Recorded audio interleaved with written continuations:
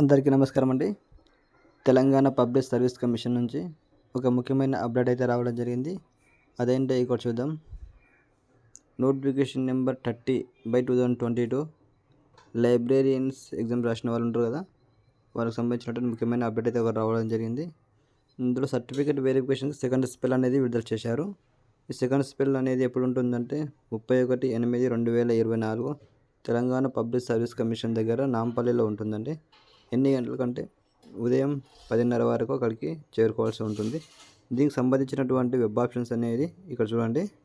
30/8/2024 నుండి ఓపెన్ కావడం జరుగుతుందని వాళ్ళు తెలియజేశారు. ఈ సెకండ్ స్పెల్ సర్టిఫికేట్ వెరిఫికేషన్కి ఎంతమంది క్యాండిడేట్ అటెండ్ కావాలి, ఎవరెవరు అటెండ్ కావాలి అనేది ఇక్కడ మనం చూద్దాం. క్రోమ్ ఓపెన్ చేసినట్లయితే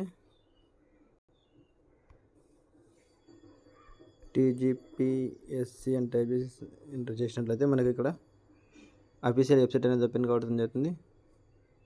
ఇక్కడ చూడండి, వెబ్సైట్ అనేది ఓపెన్ చూపిస్తుంది. దాని మీద క్లిక్ చేసినట్లయితే మనకి ఇక్కడ వచ్చినటువంటి లేటెస్ట్ అప్డేట్స్ అనేది ఇక్కడ చూపిస్తుంది. చూడండి, లైబ్రరీకి సంబంధించినటువంటి వేరే ముఖ్యమైన అప్డేట్ రావడం జరిగింది. దీనిపై క్లిక్ చేసినట్లయితే మనకు ఒక PDF అనేది ఓపెన్ అవుతుంది. ఆ PDFలో ఏమేమి ఉందో మనకు ఒకసారి చూద్దాం. ఇక్కడ చూడండి, లైబ్రరీ నోటిఫికేషన్ నెంబర్ 30/2022 లైబ్రరీకి సంబంధించిన నోటిఫికేషన్ అండి. వీళ్ళు 31 తారీఖు 10:30కు ఇక్కడ TSPC భవన్ నాంపల్లి దగ్గర అటెండ్ కావాల్సి ఉంటుంది. దీనికి కావాల్సిన సర్టిఫికేట్స్ ఏమేమి తీసుకువెళ్ళాలనేది ఒకసారి ఇక్కడ చూద్దాం.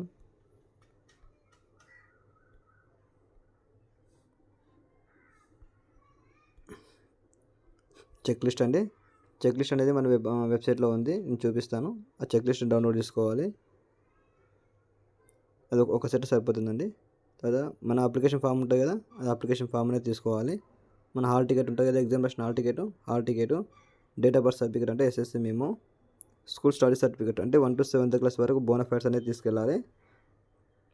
అలాగే provisional are convocation certificate and marks మేము అన్నాడు. ప్రొవిజనల్ లేదా కాన్వకేషన్ సర్టిఫికేట్ ఏదో ఒకటి సరిపోతుంది. దీంతో పాటు కంపల్సరీగా మార్క్స్ మెమో అనేది కంపల్సరీ ఉండాలి. తర్వాత ఇంటిగ్రేటెడ్ కమ్యూనిటీ సర్టిఫికేట్, మన క్యాస్ట్ సర్టిఫికేట్ ఉంటుందండి, మన క్యాస్ట్ సర్టిఫికేట్ తీసుకెళ్ళాలి. EWS సర్టిఫికేట్ తీసుకెళ్ళాలి. తర్వాత BC వాళ్ళు నాన్ క్రిమినల్ సర్టిఫికేట్ అనేది తీసుకెళ్ళాలి. ఈ నాన్ క్రిమినల్ సర్టిఫికేట్ తీసుకెళ్తేనే మీరు BC రిజర్వేషన్ అనేది వర్తిస్తుంది. ఇంకా చూడండి, నాన్ క్రిమినల్ వేరే, OBC అదర్ బ్యాక్వర్డ్ క్యాస్ట్ అనేది సర్టిఫికేట్ వేరే అండి. ఇక్కడ మెన్షన్ చేశారు, other backward caste certificate is not allowed అన్నాడు. ఓన్లీ నాన్ క్రిమినల్ సర్టిఫికేట్ మాత్రమే తీసుకెళ్ళాలి.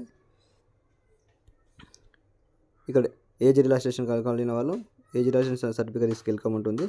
PH వాళ్ళు ఫిజికల్లీ హ్యాండిక్యాప్డ్ ఉన్న వాళ్ళు సదరన్ సర్టిఫికేట్ తీసుకెళ్ళాలి. ఇన్ సర్వీస్లో ఉన్న వాళ్ళు NOC సర్టిఫికేట్ తీసుకెళ్ళకముంటుంది. ఇదే విధంగా మనం ముఖ్యంగా 2 కాపీస్ అటెస్టేషన్ ఫామ్స్ తీసుకెళ్ళాలి. ఇది గెజిటెడ్ ఆఫీసర్ సంతకం పెట్టాలి, దాని ఫోటో ఉంటుంది. ఫోటో అతికించి గెజిటెడ్ ఆఫీసర్ సంతకం చేయించి 2 సెట్స్ తీసుకెళ్ళాలండి. 2 sets compulsory. ఇంకా వేరే సర్టిఫికేట్లు ఏమంటే అవి తీసుకెళ్ళకముంటుంది. వెబ్ ఆప్షన్స్ తీసుకోవాలి. వెబ్ ఆప్షన్స్ అనేది మనం 30 తారీఖు నుంచి 2 తారీఖు వరకు ఆన్లైన్ వెబ్సైట్లో అందుబాటులో ఉంటాయి. అందులో పెట్టుకొని మన వెబ్ ఆప్షన్స్ అనేది పెట్టుకొని అది ప్రింట్అవుట్ తీసుకెళ్ళాల్సి ఉంటుంది. ఇక్కడ చూసినట్లయితే